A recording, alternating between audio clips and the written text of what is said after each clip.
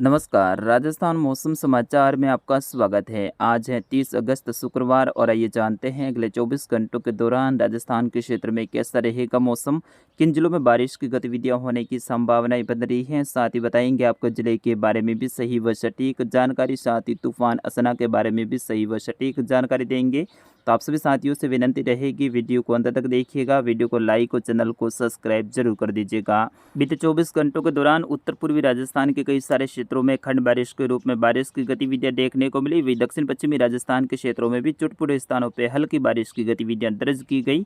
आगामी 24 घंटों के दौरान फिर से राजस्थान के कई सारे जिलों में मेघ गर्जना के साथ में मूसलाधार बारिश की गतिविधियां होने की संभावनाएं बन रही हैं। उनके बारे में भी सही व सटीक जानकारी देंगे। आइए सबसे पहले बात करते हैं भारत में किस प्रकार से मौसमी सिस्टम बने हुए हैं। तो बंगाल की खाड़ी के मध्यवर्ती भागों के आसपास में एक निम्न दबाव का क्षेत्र बन चुका है, जिसकी संभावनाएं हम पहले से ही बता रहे हैं। फिलहाल ये लो प्रेशर सिस्टम अगले 24 घंटों के दौरान और मजबूत होते हुए वेलमार्क लो प्रेशर सिस्टम के रूप में बदलने की संभावना है और आगामी 2 से लेकर 3 सितंबर के आसपास में भारत के तटीय क्षेत्रों को पार करते हुए भारत के धरातलीय क्षेत्रों में प्रवेश करने की संभावना है। फिर यहाँ से आगे बढ़ते हुए ये उत्तर पश्चिम दिशा की ओर आगे बढ़ेगा। मध्य प्रदेश के लगभग मध्यवर्ती भागों के आसपास में पहुँचने के बाद में इसके कुछ उत्तर और उत्तर पूर्व दिशा की ओर आगे बढ़ने की संभावना है, यानी उत्तर दिशा की ओर आगे बढ़ने की संभावना है। कुछ ऐसी भी संभावना है कि यहाँ से ये कुछ गुजरात की तरफ भी आगे बढ़ सकता है। उनके बारे में भी मैप के थ्रू मैंने इसी वीडियो में आगे बताया है। वही गुजरात के ऊपर पहुंचा डीप डिप्रेशन वर्तमान में अरब सागर के उत्तरी भागों के आसपास में पहुंच चुका है और ये और ज़्यादा मजबूत होते हुए साइक्लोन यानी तूफान बन चुका है। और गुजरात के जो पश्चिमी तटीय क्षेत्र हैं, पाकिस्तान के दक्षिणी भाग है, यहाँ पर तूफानी हवाएं चल रही हैं और इस तूफान का नाम है वो असना दिया गया है। इसका नाम पाकिस्तान ने दिया है। अब यहाँ से ये ओमान की तरफ आगे बढ़ेगा, यानी पश्चिम दिशा की ओर आगे बढ़ेगा।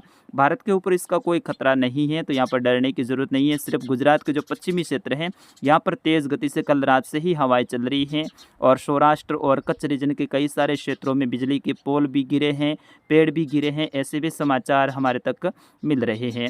वही आगामी जो लो प्रेशर सिस्टम है वेलमार्क के रूप में आगे बढ़ेगा।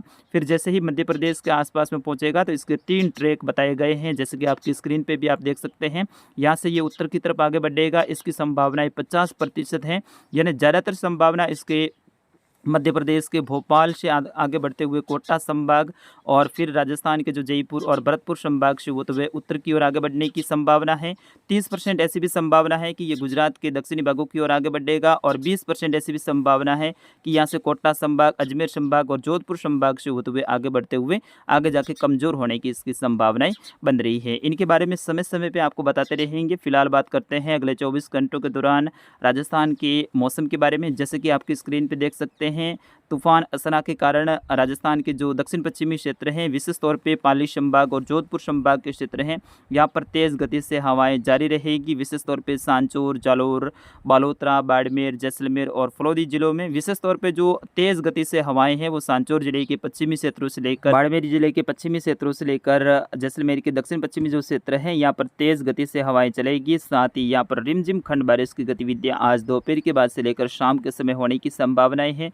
दोपहर तक यहाँ पर मौसम शुष्क रहेगा, ज़्यादातर क्षेत्रों पे धूप खिली रहेगी, लेकिन दोपहर के बाद में बड़े बड़े आकार के बादल चलने की संभावना है और चलते हुए बादल यहाँ पर हल्की रिमझिम बारिश की गतिविधियाँ कर सकते हैं। वैसे भी यहाँ पर संभावनाएं कम है, लेकिन फिर भी चलते हुए बादल रिमझिम बारिश की गतिविधियाँ कर सकते हैं सांचौर और बाड़मेर, जालोर जिले में। जबकि जैसलमेर जिले के उत्तर पश्चिमी जो क्षेत्र हैं, यहाँ पर दोपहर के बाद में मेघ गर्जना वाले बादलों के निर्माण के साथ में अच्छी खंड बारिश की गतिविधियाँ होने की संभावनाएं हैं, जो कि काले कलर में जो घेरे में आ रहे हैं। जो भी क्षेत्र यहाँ पर खंड बारिश के रूप में बारिश की गतिविधियां होने की संभावना है। कुछ फलौदी जिले के जैसलमेर से सटे हुए क्षेत्रों से लेकर बीकानेर के पश्चिमी क्षेत्र, अनूपगढ़ के दक्षिण पश्चिमी जो क्षेत्र है, यहाँ पर भी हल्की खंड बारिश की गतिविधियां होने की संभावना है। जबकि गंगानगर से लेकर हनुमानगढ़, चूरू से लेकर झुंझुनू, सीकर, नीमका थाना से लेकर नागौर, डीडवाना के क्षेत्रों में भी हल्की बारिश की गतिविधियां आज दोपहर के बाद में और शाम के समय, रात्रि के समय होने की संभावना है। जबकि बड़ा लाल कलर का जो घेरा है, यहाँ पर आज दोपहर के बाद में विशेष बदलाव होने की संभावना है। शायद मॉडल यहाँ पर कुछ भी नहीं दर्शा रहे हैं, लेकिन दोपहर के बाद में मेघ गर्जना वाले बादलों के साथ में यहाँ पर खंड बारिश की गतिविधियां होने की संभावना है। सुबह से ही यहाँ पर हवा बिल्कुल थमी सी लग रही है और लगातार हवा है वो अब उत्तर से वापस दक्षिण और दक्षिण पूर्व दिशा की ओर बढ़ रही हैं, यानी जो बंगाल की खाड़ी में सिस्टम बन रहा है उसकी ओर हवाएं खींच रही हैं। तो ऐसे में यहाँ पर आज दोपहर के बाद में नए बादलों के निर्माण के साथ में प्रत्येक जिले के कुछ तहसीलों में या फिर कुछ गांवों के दायरे में हल्की खंड बारिश की गतिविधियां आज होने की संभावना है, जिसमें अलवर से लेकर डींग, भरतपुर, धौलपुर से लेकर करौली, गंगापुर सिटी, दौसा, राजधानी जयपुर से लेकर दूदू, अजमेर, केकड़ी, टोंक से लेकर सवाई माधोपुर, कोटाबंदी, बारा, झालावाड़, शाहपुरा, भीलवाड़ा से लेकर चित्तौड़गढ़ के भाग शामिल रहेंगे। जबकि प्रतापगढ़ से लेकर जो बांसवाड़ा के क्षेत्र हैं, डूंगरपुर से लेकर सलोम्बर और उदयपुर के क्षेत्र हैं, वही सिरोही के क्षेत्र हैं, यहाँ पर आज फिर से दोपहर के बाद में निम्न स्तरीय बादलों के साथ में हल्की खंड बारिश की गतिविधियां होने की संभावना है। जैसे ही सिस्टम है वो अरब सागर में आगे बढ़ेगा तो इसके बादल हैं आउटफ्लो के रूप में यहाँ पर दक्षिण पश्चिमी राजस्थान तक भी पहुंचने की संभावना है और दोपहर के बाद में कुछ मजबूत बादल भी पहुंच सकते हैं। तो ऐसे में यहाँ पर हल्की बूंदाबांदी होने की संभावना है। ज़्यादातर क्षेत्रों पर मौसम शुष्क रहने की संभावना है।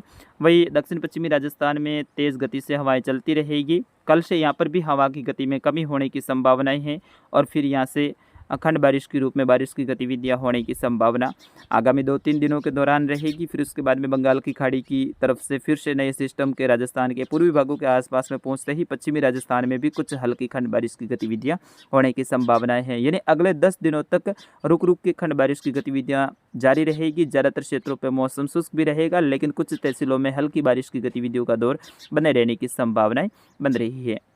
बंगाल की खाड़ी से जो सिस्टम आने वाला है वो लगभग राजस्थान के कोटा संभाग तक पहुंचना तय है, यानी कोटा संभाग तक जरूर पहुंचेगा। फिर उसके बाद में इसकी कुछ रिकवरी भी करने की संभावनाएं हैं, तो कुछ उत्तर और की दिशा में आगे बढ़ने की संभावनाएं हैं और कुछ दक्षिण और दक्षिण पश्चिम की तरफ भी आगे बढ़ने की संभावनाएं बन रही हैं। यानी विशेष तौर पर मेरे हिसाब से इस सिस्टम से जो प्रभावित क्षेत्र हैं वो कोटा संभाग, वही कोटा से लेकर जो कोटा संभाग के क्षेत्र हैं, बांसवाड़ा, झालावाड़ के क्षेत्र है, बूंदी से लेकर फिर यहाँ से लेकर जो जयपुर और भरतपुर संभाग के टोंक, सवाई माधोपुर से लेकर करौली के जो क्षेत्र हैं ये प्रभावित रहने वाले हैं।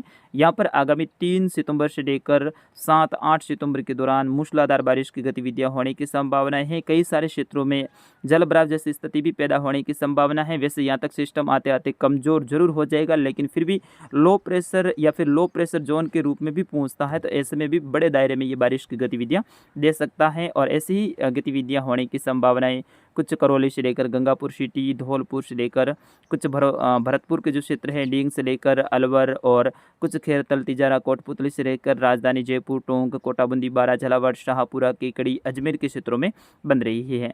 जबकि ये सिस्टम उत्तरी राजस्थान को भी प्रभावित करने वाला है, जिसमें गंगानगर से लेकर अनूपगढ़ के जो क्षेत्र हैं, बीकानेर से लेकर हनुमानगढ़, चूरू के क्षेत्रों में भी हल्की से मध्यम दर्जे की खंड बारिश की गतिविधियां होने की संभावना है। अगर ये सिस्टम मध्य राजस्थान से होते हुए अजमेर और जोधपुर संभाग की तरफ आगे बढ़ता है तो राजस्थान के दक्षिण पश्चिमी क्षेत्रों में भी अच्छी खासी बारिश की गतिविधियां इस सिस्टम के कारण हो सकती है। मध्य राजस्थान में भी होगी। वैसे पहले जो सिस्टम पहुंचा था वो डिप्रेशन और डीप डिप्रेशन की कैटेगरी वाला था, लेकिन ये लो प्रेशर जोन में पहुंचता है तो ऐसे में बड़े दायरे में बारिश की गतिविधियाँ दे सकता है। उनके ऊपर भी हमारी नज़र रहेगी और समय समय पर आपको बताते रहेंगे। फिलहाल मित्रों इस वीडियो में बस इतना ही, मिलते हैं अगले वीडियो में। तब तक के लिए मुझे अनुमति दीजिए। नमस्कार, जय हिंद, वंदे मातरम।